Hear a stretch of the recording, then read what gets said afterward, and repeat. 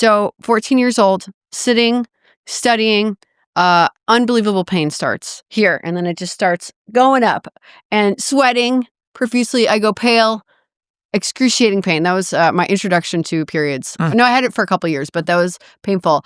I never got endometriosis diagnosed because I thought it was normal pain that you're supposed to have. But why is that? Why would that happen to so many girls these days?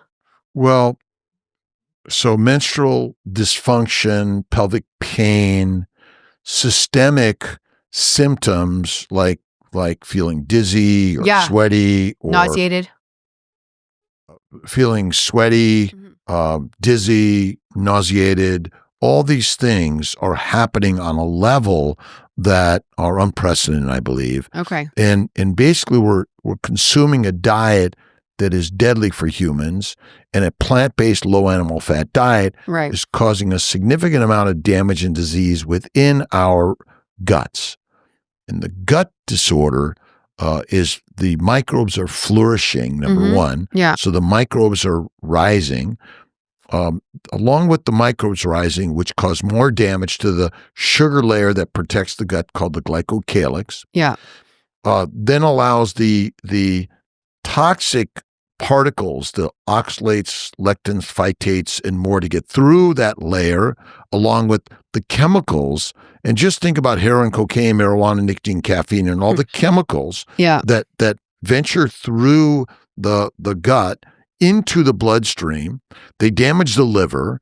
Then they damage every other cell of our body, including our brains. A lot of alcohol is made in the gut through fermentation. That gets in there. And so a lot of the damage also is those microbes go out the rectum, anus into the vagina for women. Yeah. And so the damage happened as an infant. And so the microbes damage the reproductive system. They damage the bladder, the kidneys, the vagina, the cervix, the uterus, the tubes, the ovaries. And so these things, this is chronic damage for so long. Right. And so eventually, when a young woman goes into menstruation early or delayed or irregular periods or no periods or heavy bleeding or light bleeding, all of it's reproductive dysfunction secondary to plant-based low animal fat diet. That's what I think is the biggest thing. And so by going on a proper human nutrition, diet, lifestyle, it'll significantly help reduce the inflammation in the gut, which will reduce the inflammation in the pelvis, which will reduce the inflammation throughout the body. Amazing. I Isn't always say, like, my first 21 days on carnivore, and I'm not going to say I have perfect periods, but I definitely don't experience what I experienced before.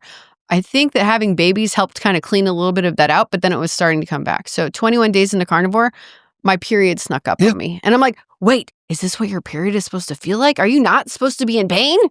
Not that I don't have pain or cramping sometimes, but it was just such a dramatic contrast. And I would like more women to know, like, if you eat a proper human diet, you have the possibility of just loving your period because it's a natural part of being a woman. Right. But if you think about it, in our ancient times, how often did you have a period?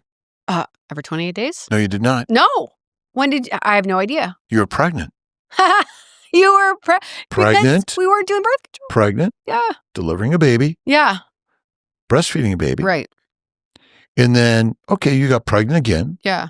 Because we're not born for much else other than reproduction. Okay. And we've missed that point in our lives, in our communities, in our societies, so at a greater level. So ultimately, we spend more time either pregnant, breastfeeding, and not having regular periods all the time. Oh, that's so interesting.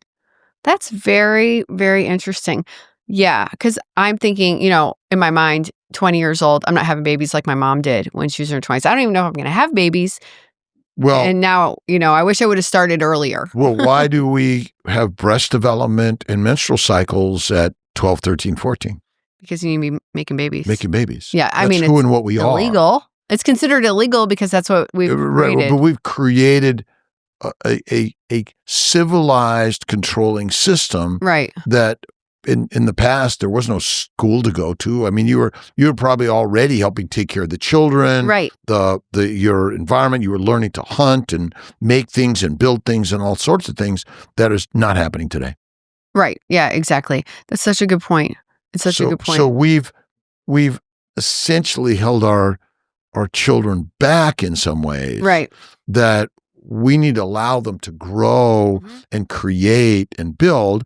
And I understand postponement of childbearing in our communities today is very different. Yeah. We're not having 10 to 20 kids like they may have used to, but that's all social cultural norms that we've changed completely. Totally. Yeah, that makes sense. But at the end of the day, your family is the most important thing.